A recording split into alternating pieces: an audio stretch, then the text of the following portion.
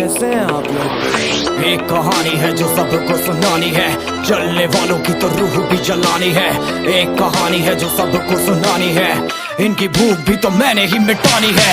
इनको क्या पता मैंने करी कितनी मेहनत, सारी बातों से था मैं पूरा सहमत। सारी जिंदगी इन्होंने मुझको रुलाया, इनको भी तो मिला था जो मैंने कमाया। रोते रोते भी इनका धंधा मैंने चलाया, फिर भी इन्होंने सारा धंधा मेरा खाया। ये सारी इनकी माया, इनका ही खाना साया, वीडियो गिरा के पूरे देश का दिल दुखाया।